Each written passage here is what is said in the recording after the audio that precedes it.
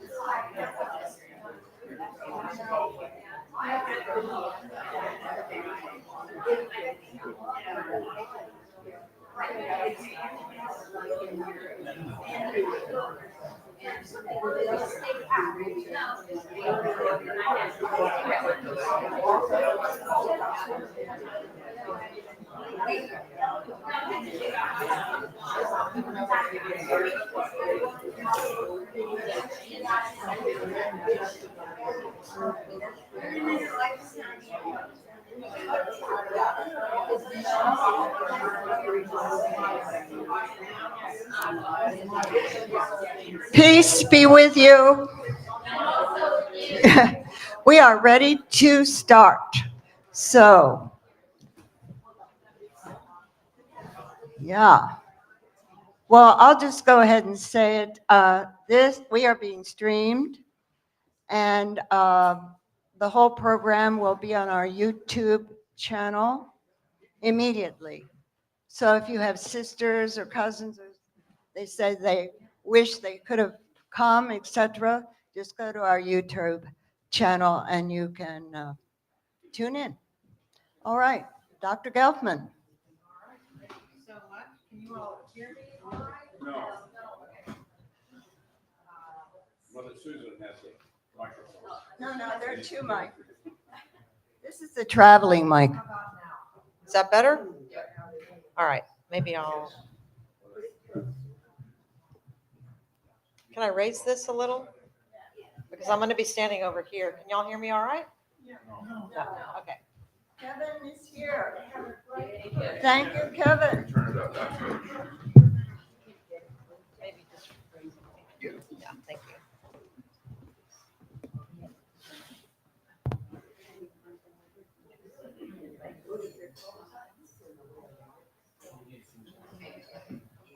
Should be good to go.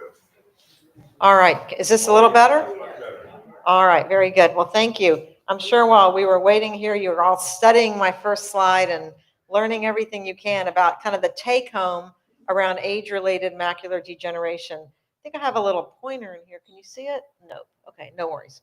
All right, so when I agreed to come speak to you, originally I was going to talk about vision-related disorders as we get older. But really, macular degeneration is the one that we all talk about. So I'm going to just do a deep dive into this particular disease. And I hope that as we're going, if you have questions, I believe there's some cards and pens at each table. Write them down. And at the end, we'll save as much time as we need for any questions you might have. And I do need to qualify at the beginning that I'm going to tell you a lot about this condition, but I myself am not a physician, so I do not see patients. As I mentioned earlier, I have a PhD in biochemistry and have been studying ophthalmology diseases for a very long time, but it's more on the scientific side, learning as much as we can about the different disease states so then we can think about how to treat them. So people come up to me all the time and start describing things as though I'm a physician, so I just have to sort of qualify that before we start. Okay, very good. So as I've said about 3 times now, age-related macular degeneration, also known as AMD, it is one of the leading causes of vision loss in individuals over the age of 60. So I'm in that category. This is something I think a lot about. I see my ophthalmologist regularly. I wear sunglasses every chance I get. I try to eat leafy green vegetables. I do not smoke. These are all things that if you adhere to, reduce your chances of getting macular degeneration. That being said, there is a genetic component. And if others in your family have been diagnosed, it's really important.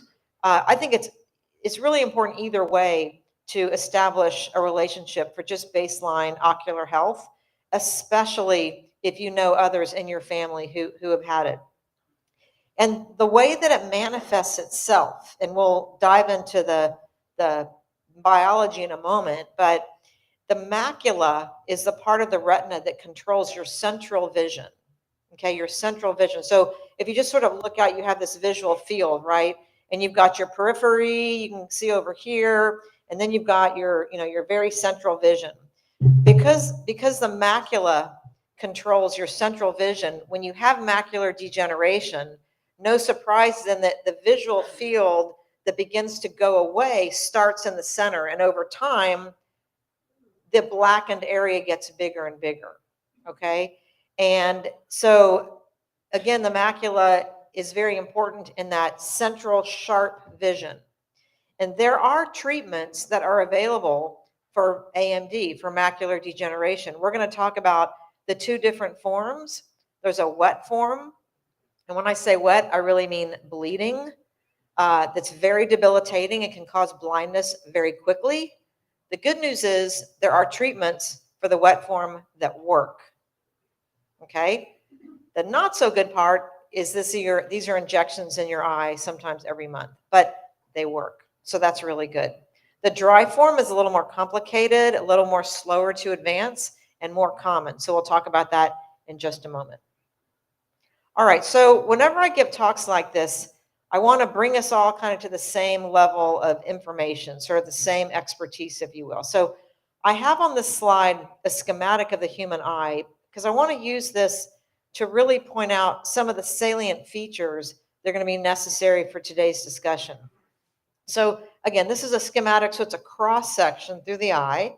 And if you're sitting in your ophthalmologist's office and they dilate your eye and then they shine a light through your pupil, okay, and they want to look at your retina. And so on the slide, the light is coming in from the left-hand side, okay?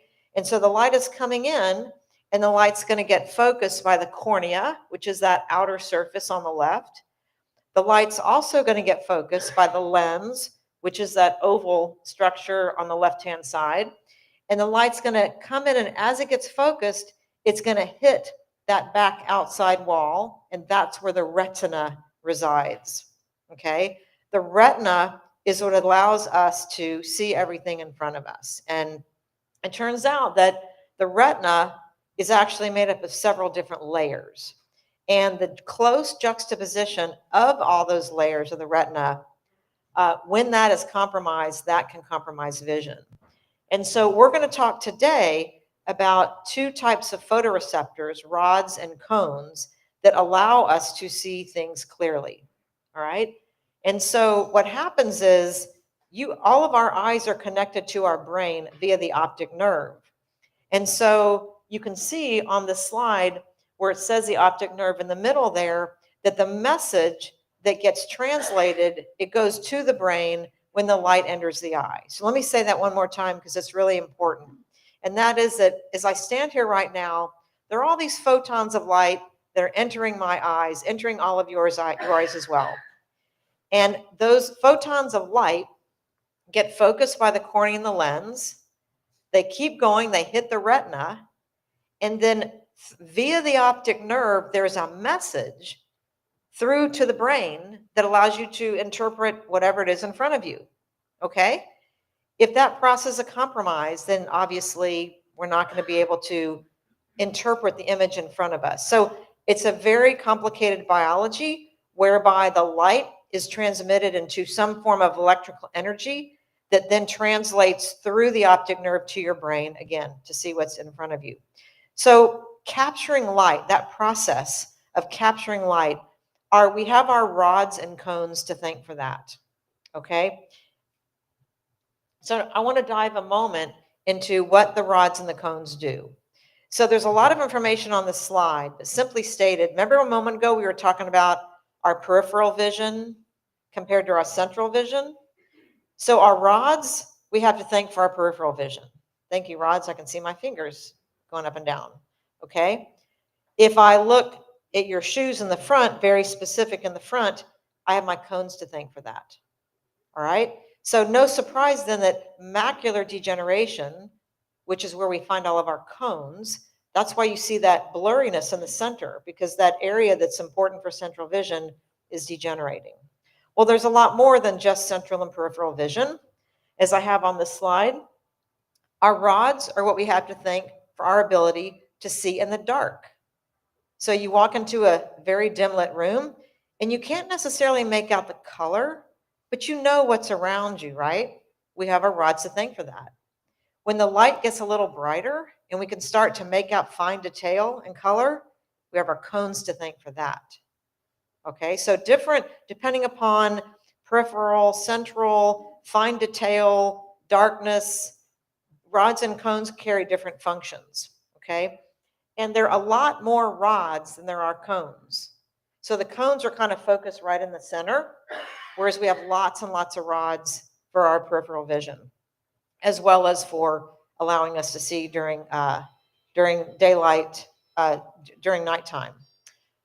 So then if we then move on to what a patient actually sees, okay? It says it on the slide, but if you were to guess which of the two scenarios was going to be a patient with age-related macular degeneration, is it the image on the right or is it the image on the left?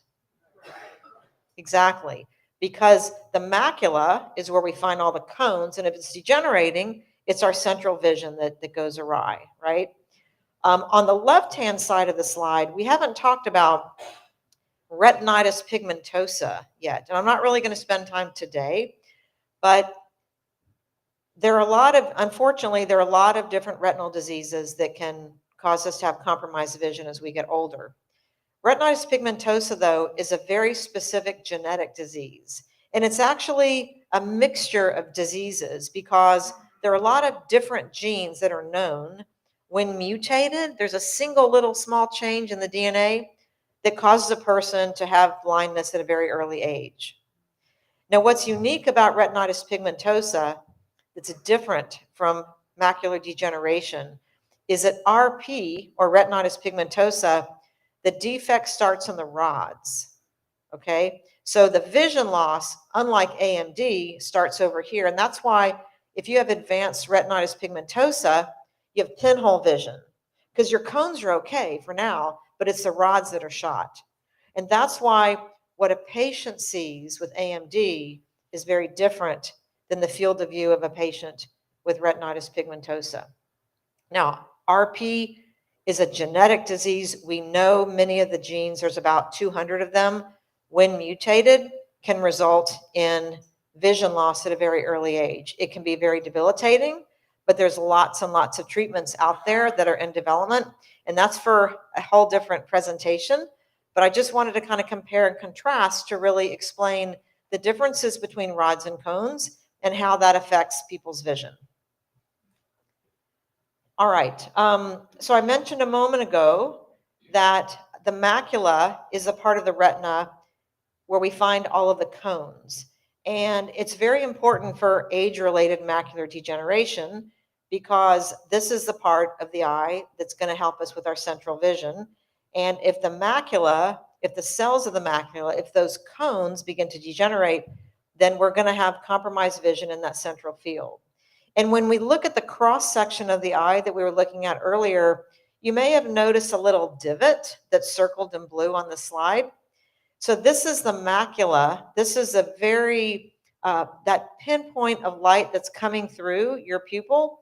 The first place it hits is the macula. So it's going to have the most light hitting it all of the time. And there's a little pit in the middle of the macula called the fovea, and that's the highest concentration of cones.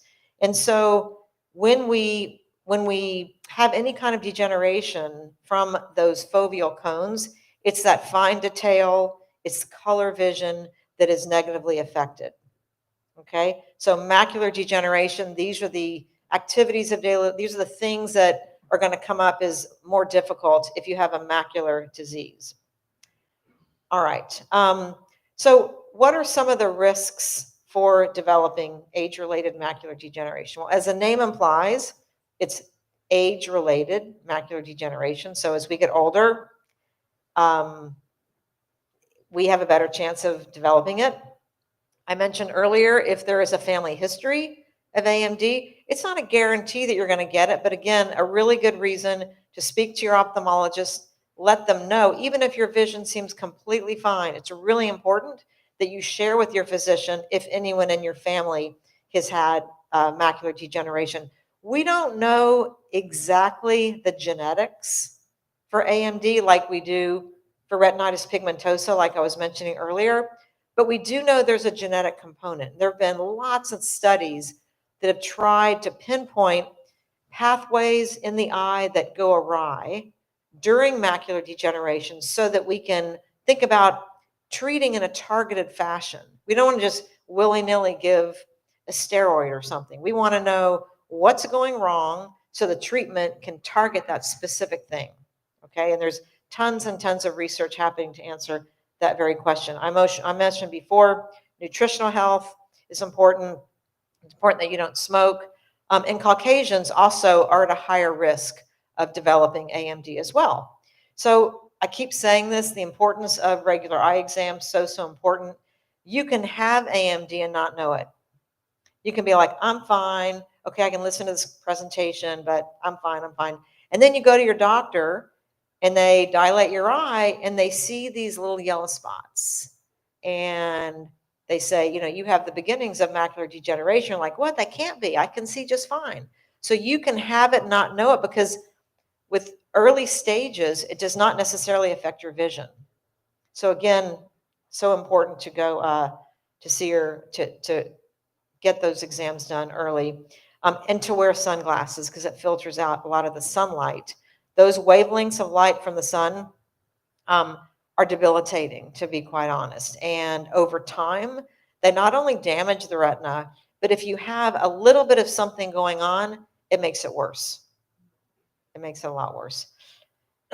Okay. So I wanted to show this slide. We've already talked about the fact that AMD is a leading cause of vision loss. This translates to about 10 million people just in the US. By the way, worldwide, that number is like 150 million. So many, many people have it. And we now know that it's due to the degeneration of the macula. You guys are experts in that now. So what I wanted to show you, though, on this slide was what that kind of looks like in terms of the development of the disease. And these are schematics, but I think they kind of bring home the message. Remember I said before that the retina is made up of several different layers? What I didn't tell you was that, I can't see my cursor, okay, was that, so on the very left-hand side, it's a vertical representation of the very back of the eye, all right? And see all these little squiggly lines here? That's supposed to be blood vessels. And notice that the blood vessels are on one side of that vertical line, and then there's some cells on the other side of that line. And notice it's very carefully demarcated. When you have the wet form, those blood vessels just ooze their way through because that vertical line in the middle gets compromised, so the blood can kind of seep its way through. And one of the first things I said was the importance of the integrity of those layers being next to one another. When that is not happening, then that's how we get the wet form, and that's on the bottom part of this slide. And so you have those blood vessels infiltrating in, and then a picture that your ophthalmologist will see on the bottom here is there's hemorrhaging. You can see the blood. It's a very abnormal picture that one would take once the eye is dilated.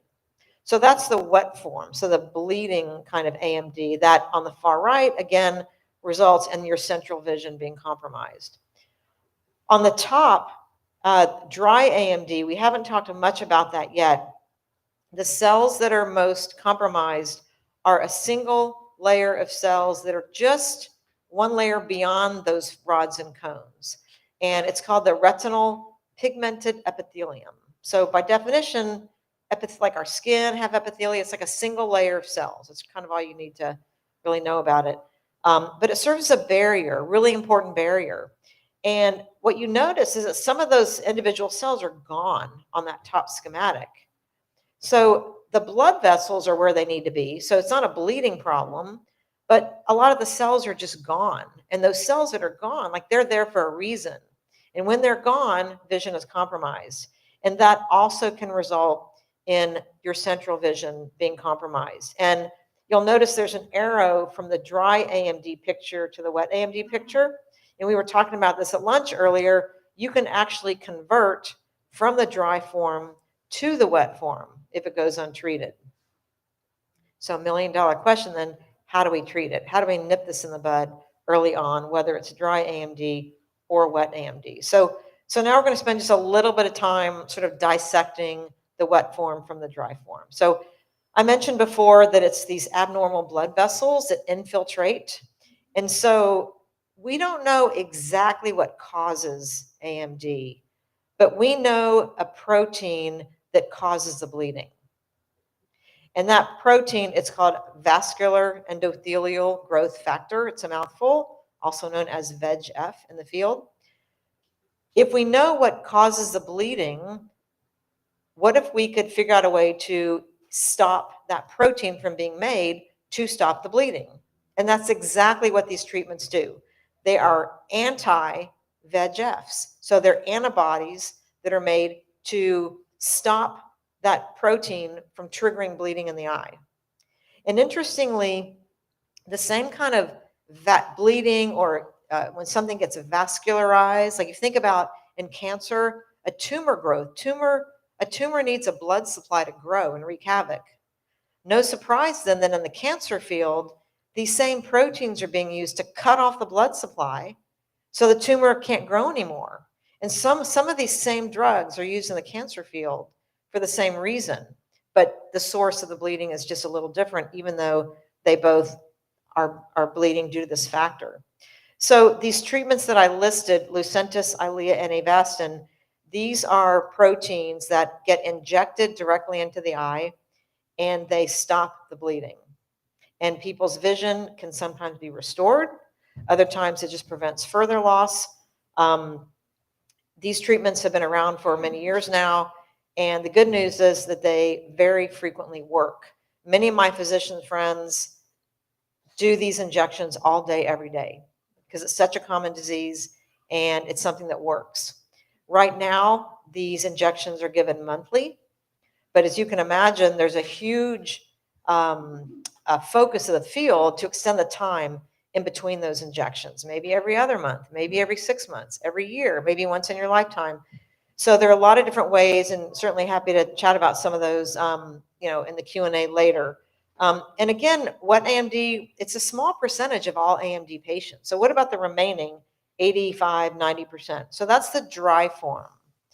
And as I said before, you can have the dry form and not know it. And it's really complicated because when we think about treating a disease, we have to know what's going wrong so we can have a targeted treatment, right? The dry form is divided up into this earlier stage, intermediate stage, and then this later stage. I mentioned before those cells that go away in the dry form in that picture I showed you. So those areas of atrophy, they're very localized areas of atrophy or just dying, going away.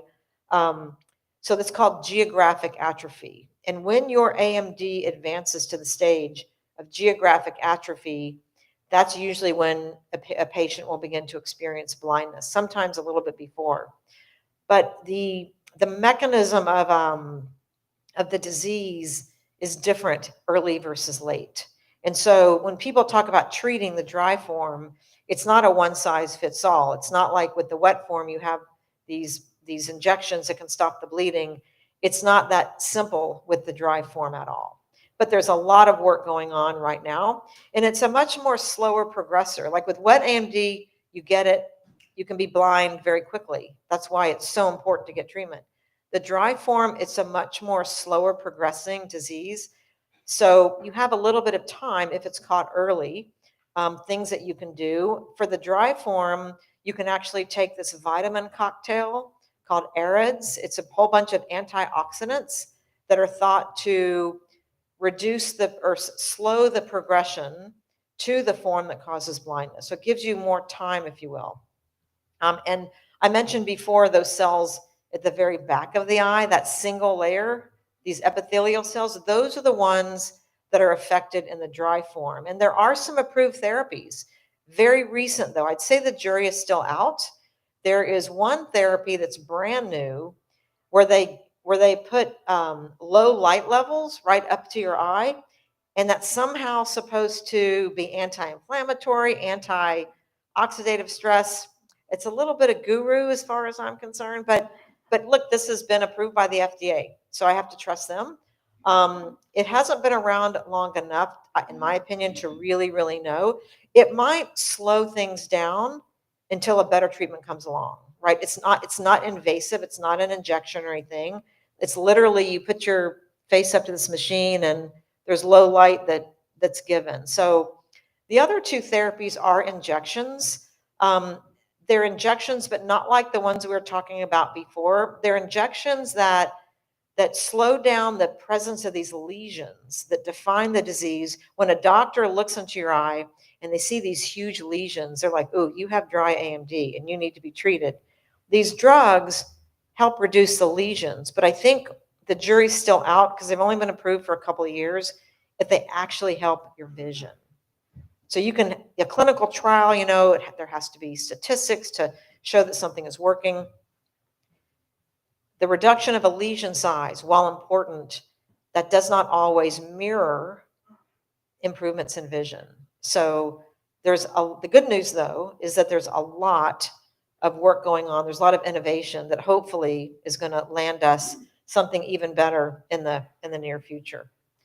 So this was just, I wanted to put one actual picture of I've had the schematics. This is if one of us, if in a human eyeball, if you, actually this is a mouse, excuse me. If you take a cross section of it, this is what it really looks like. There's pigmentation at the top you can see, and there are all these different layers of the retina. There are rods here and cones. It's very difficult to kind of make out at this magnification. But the reason I wanted to show you this is to where the yellow arrow is, remember that single line that I said was so important? This is now, that line is horizontally, and it separates, different parts of the retina from one another. And when you have a genetic eye disease, you can see on the right, everything is amuck. I mean, it's clearly completely different from that picture on the left. There are many fewer cells in the eye, and so vision is greatly compromised. So with dry AMD, this is a layer of the cells that we're usually looking to rectify. And so we've talked a little bit about the treatments thus far. Unlike retinitis pigmentosa, we don't know exactly what gene, when mutated, is causing us to develop age-related macular degeneration. There's been tons and tons of studies. I mean, as you can imagine, there have been studies where a large group of individuals that do not have the disease are compared to individuals of the same age that have been diagnosed. And blood's been taken, things like that, to say what's different. How can we figure out what's different in a person who has it versus someone who doesn't? Because then we can start thinking about ways to treat it, maybe in a genetic fashion. But the short answer is that it's not like a single gene gets mutated and you get it. Not only is it probably polygenic, is the fancy word, meaning there are many genes when mutated could result in the diagnosis, but the many genes for me might be different from the many genes with someone else. And so very difficult to treat it from a genetic perspective, although there are ways to do that. It's also multifactorial. As I said before, there's a lot of other environmental cues, environmental things that can really exacerbate it. And so how do we go about treating it? Then we learn about the pathology. And I mentioned the bleeding phenotype, the bleeding that we get with wet AMD. We don't know what causes it exactly, but we can fix the bleeding, and then that helps patients tremendously. I also wanted to mention that there are a few things that are in development right now. This is an older slide because where it says Apellis and Iveric, those two treatments are now approved from those two companies. So that's very, very good. Those are the ones that reduce the lesion size, but I think the jury's still out regarding actual vision. But I also wanted to mention for a moment cell therapies, right? So there's things you can do to try to increase your vision. I talked before about rods and cones that make up the retina, and then this epithelial cell layer that it's the very back of the eye. Well, what if we just gave our eyes back the cells they needed? Simple, right? Oh, it's hugely complicated, but it's being tested. It's being tested by a lot of brilliant minds and brilliant groups at the National Eye Institute and laboratories and companies all over the world. In fact, there's one right here in San Diego called Lineage Therapeutics. I don't know if anybody's heard of it. So I live up in Carlsbad, and it's super close to where I live. So they are actually developing a cell-based therapy for the dry form of AMD. And so I mentioned before, it was those epithelial cells that begin to get lost and begin to atrophy. They're giving back a layer of those cells to try to restore the environment to its natural habitat, if you will. Okay, that's one way that cell therapies can be utilized. Another way is that the cells in the back of our eye, they need to be nourished. They need proteins to keep them healthy. So one way, it's sort of a backwards way of thinking about cell therapy. We're not giving a patient new cells per se that replace the ones that have atrophied, but we bring in cells that make proteins. Think of it as your Uber driver bringing food to your house. Okay, the Uber driver are some cells that get injected into the eye, and they say, okay, retina that's degenerating, here's your food for the night. And these are proteins that the cells really, really need. And they take them up, and lo and behold, they start to act normal again. And so there's a company up in Irvine called J-Site that is taking that approach. So there's cell therapy can mean many different things. You sort of have to dig a little to see exactly how cell therapies are being used. They're not approved yet, but like the J-Site trial, this is phase 3. So that means it's been through preclinical development. It's deemed to be safe. The FDA has said, yes, you can test it in a person. Phase 1, phase 2, phase 3. It's pretty close to being actually approved. Still millions of dollars and a few years away, but way better than from those very, very initial stages. I wanted to just mention before, because people always ask me about this, most of the products that we've been talking about today for AMD are delivered by an intravitreal injection. So if you come back to our schematic down here that we've been kind of going back to, this cavity in the middle of your eye that's just kind of beyond the lens here, it's called the vitreous cavity, So when we talk about an intravitreal injection, you're literally, the doctor takes takes a needle, goes into the middle of your eye and injects the drug. You can't feel a thing. It's all good. But that is how all these medications are being given. I'm not saying it's fun, but it's a way to treat a blinding eye disease, right? So, and incredibly so, this is an outpatient. You're not going to the surgical side or anything like that. Physicians do this in their offices all the time. And it's a standard of care for wet AMD, and now for the dry form as well, they get these other types of molecules injected. But compliance is an issue because nobody wants to get shots in their eye to begin with, certainly not on a monthly basis. And the thing is, if you don't keep those appointments and go to get those injections, your disease will come right back. So what was so interesting about the clinical trials for these medications for the wet form, clinical trials were great. But as soon as they were approved and then people in real life people stopped going to these visits. And you can look at all these beautiful graphs to show why does it look like it's not working once it was approved? Well, it's because people stopped going to get them. Because, it's an older patient population and maybe you can't get to the doctor's office, or maybe you just would rather, call your family than go to your eye doctor and get a shot in your eye. I mean, these are real things. And so underdosing of these drugs can cause the vision loss to return. So it's really important. And that's why so much of the field is going for new ways to think about expanding the time between the injections in order to still have them be efficacious. And I mentioned earlier about cell therapies, the different ways to think about using cells to bring back the normal status of ocular function. I just want to spend half a minute, if not even that, Because I think we're about out of time. But the process of these early discoveries and then testing these ideas in the lab and then finding a company that's going to work on it and then sending everything to the FDA that's going to allow you to get it approved or not. It is a long, arduous process. It takes many years and a lot of money, and there's a lot of failures. Most things fail. I hate to say it. I'm an optimist, but most things really do fail. But that's because the stringency, we want to make sure that we're never going to put anything harmful into someone's eye. You never want to compromise vision along the way. But more and more, when things get to human clinical trials, they've been through such, such a rigor that they're deemed to be safe, hopefully, and they're deemed to be efficacious, and all the modeling going up to that, so that by the time it comes to a person, that it will work. We see things make it to phase 1, phase 2.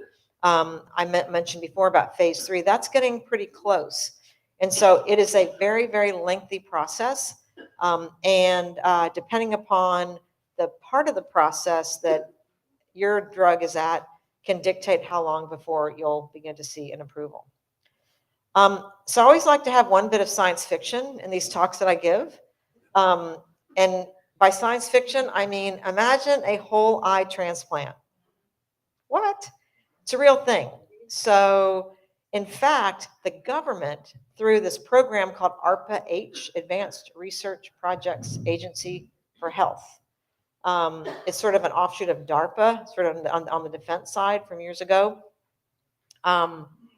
It's exactly what it says. There is an effort, and the Foundation Fighting Blindness was a big part of a recent grant to begin working on this, to figure out a way to actually give a whole eye transplant. So you can imagine there's all these different stages, right? First, you have to have a donor, someone with an eye that they're willing to give.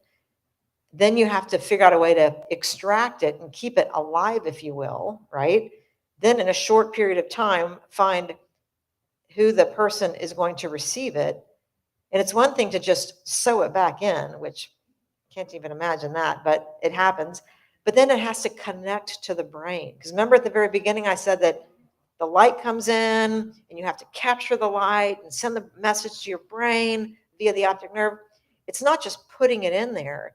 You have to re-engineer those really intricate connections. And so that is a huge area that this particular partnership is working very closely towards. And so when I was at the Foundation Fighting Blindness, one of my colleagues, Dr. Chad Jackson, really spearheaded this. He presented it to our scientific advisory board, and they're like, we don't do that.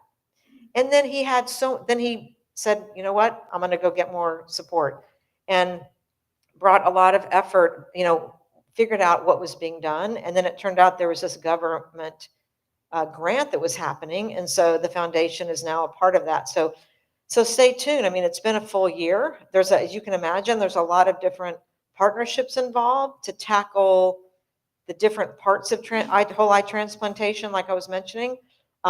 It's a multi-year project, and hopefully we're going to be getting some updates on that pretty soon. So there's lots of potential treatments out there. So that's the good news. In the meantime, though, many of us are walking around living our best lives with a retinal disease. And so how do we live our best life? Well, there are great resources around. So right here in San Diego, the San Diego Center for the Blind has incredible resources. I forget the new person's name. Nathan probably knows because there was a change in leadership, but everything from Braille to learning how to use a cane to navigating your kitchen to anything you can possibly think of. They're a huge resource for anyone at any stage of their vision loss. And then, of course, my alma mater, as I like to say, the Foundation Fighting Blindness is an incredible resource. And we have an active chapter here. Nathan is representing the foundation today. We have a lot of others in the area or who come into the area often who can speak about, treatments and kind of where they are. And I wanted to give a plug as part of the foundation's Eye on the Cure. This is a podcast. If you're going to listen to like one podcast, It's fantastic. My colleague, Ben Shaberman, who recently left the foundation, but he's been doing these podcasts. He interviews clinicians, physicians, scientists, patients, you name it. And he asks them about their journey. And it's so amazing. I listen to these when I'm walking my dog. It makes time go by fast. The stories are so inspiring. And speaking of inspiring, my last slide, I think, yep. There's 2 books. If this inspires you to want to go learn a little bit more, Code Breaker. So remember when CRISPR editing, is that a name that's a little familiar? CRISPR. It's a way to fix DNA like one little spot at a time, gene editing. So Jennifer Doudna got the Nobel Prize. She's up in Northern California for this. And the book Code Breaker is her journey, written by Walter Isaacson. It's a great story. You don't have to be a scientist to kind of follow it. It starts with her getting a phone call in the middle of the night from Stockholm, and she thinks it's a prank call. She's so humble and down to earth. She's like, what is this? She hangs up, and they're like, you need to answer your phone.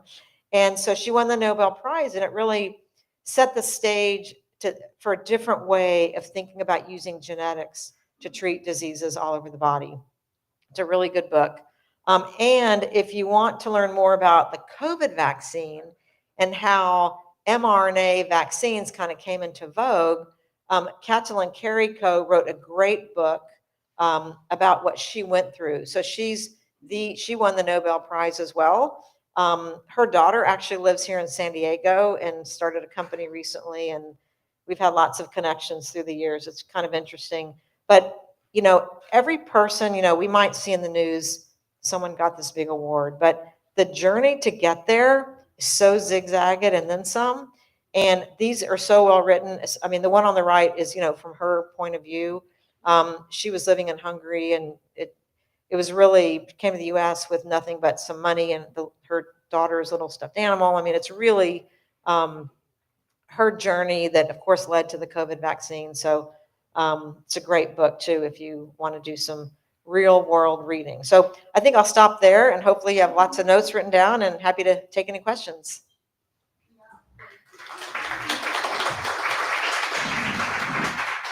I'll pick up any written questions that they have on the cards. Sure. So the first question is over there, I think. Who is it? I think we can hear you, but never mind. Is there a correlation in the incidence of AMD in Caucasians who are Nordic as opposed to Mediterranean? In other words, the relationship of melanin in your skin to protecting your macula. So the question is there a connection with the development of AMD based on where you live, which, as you pointed out, you're kind of focusing on the amount of pigmentation in your skin. So certainly the pigmentation, the melanin, is protective. And that's why, for example, Caucasians are more apt to get it. There have been studies, I'm sure, that have looked specifically at that. And I think very qualitatively speaking, probably the more melanin you have, the more protected you are. That's my guess. I'm sure all of that's been done, but I can't speak to a specific study, but probably. Yes. That's okay. I can. You want to do that? Or do you want? We're gonna do both, yeah. Okay. We have a question over here. Here? You showed in the dry how it comes in and starts and then goes like that, with that not being able to see, like it had the dark spot. Now, at night, when I wake up and go anywhere, I have this huge black spot at night. But I don't have, I take Arids, but I don't have that in the day. Now, would that make a difference? I mean, it's a pain to see that at night. I can't see things. So the question is about, so that central scotoma, or the central vision loss, you only have that at night, not during the day. So it probably has to do with, Because remember I mentioned earlier that our rods are responsible for night vision. So I would have expected you to say that it affects your seeing at night sort of in the periphery, but it sounds like it's right in front. I think that's a great question for your physician, who probably treats more and more patients. You know, I myself don't know the answer, but it's important because it could, you know, there are other types of macular degeneration that are not quite as clear cut in the rules, if you will. So Stargardt's, for example, some of these genetic diseases can be diagnosed before someone gets genetic testing. So again, it all goes back to describe that to your physician, and they might be like, oh, okay, I think I might know what it is. I'll do these tests to try to figure that out. Thank you. So someone asked about what pharmaceutical or biotech companies are working on these areas. Lots and lots and lots. So I could have put many slides worth of companies working on this. In fact, I gave a presentation to one of the clients I work with through my consulting business, and they are running clinical trials on behalf of companies. And there was a publication that just came out. It was 2 pages worth, and those were companies that were in human clinical trials for different types of macular degeneration, both the dry form and the wet form. So in this question, there are, I don't know if you meant specifically in San Diego, but so for example, I mentioned J-Site before. They're a cell company, so they're focusing on the retinitis pigmentosa. My old company up in the Bay Area, Adverum Biotechnologies, was just bought by Eli Lilly, and they are using a gene therapy approach to bring in one of these proteins that stops the bleeding, and they're in phase 3 right now. There are other companies that are acting on some intracellular parts of the retina, so mitochondria. Think back to like 10th grade biology, mitochondria, ATP. Super, super important that the mitochondria in all of our cells is functioning properly. It turns out that in AMD, they're not functioning properly. So there's a company called Stealth Bio that is using an approach to enhance the ability of a mitochondria to function as a way to treat the dry form of AMD, because we know that mitochondrial dysfunction is one of the cellular processes that go awry. And so all these companies, they work in the lab to figure out what they should be targeting in their treatment. So who knew that we should think about mitochondria? Well, we learned along the way that the energy source of our cells, that begins to malfunction in this disease state. And that's why some companies are going after that approach. There's also, interestingly, lipid biology is really, really important. And so it's not so much in terms of our diet, but there are certain pathways in the cells in our bodies and in the eye that are all about, if you think about, you hear about long chain fatty acids, things like that, that to make a long chain fatty acid, there's a series of biochemical steps. And we've learned that some of those steps go awry in the disease state. So there's a company up in the Irvine area that's looking to restore vision by bringing back some of the touch points in that pathway. I mean, they're literally all over. Genentech is up in the Bay Area. I was talking to someone earlier. Genentech, the very first approval with Lucentis and Avastin came out of Genentech, and then Roche took them over. So they're a big old conglomerate now. Astellas is another big AMD company. I mean, there's whoever asked this, if you're interested, there's an entire list. So great question. So Amgen is a company, I think they're in the LA area. Is that right? I mean, they're probably global, but I think their headquarters might be in the LA area.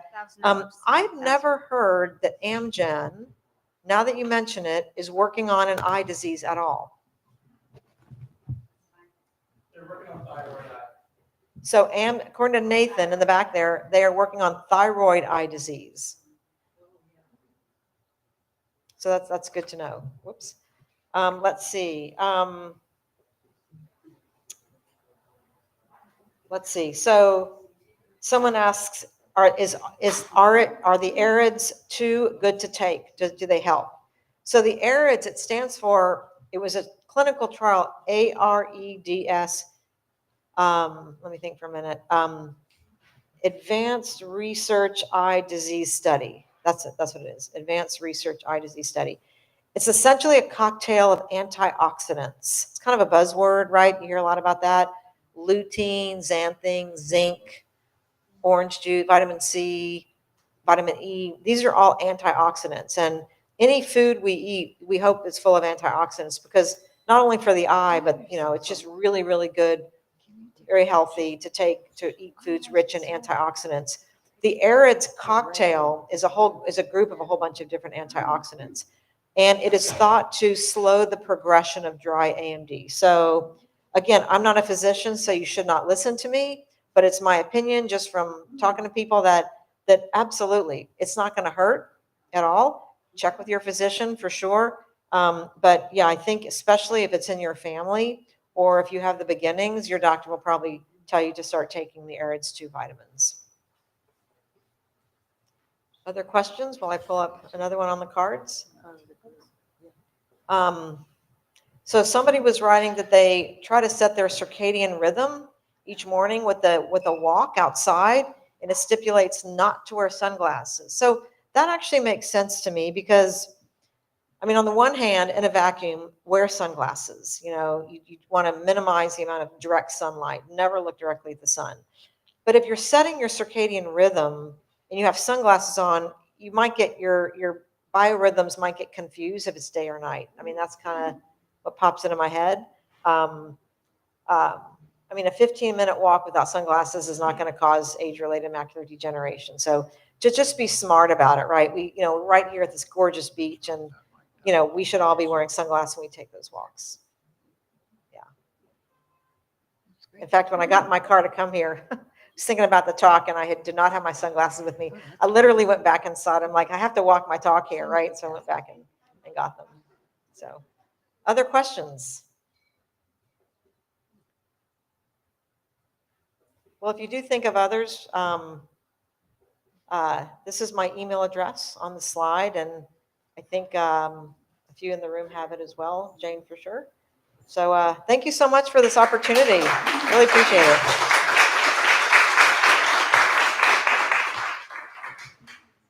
Thank you so much. Hope you'll come back and see us another time. That'd be Yeah. great.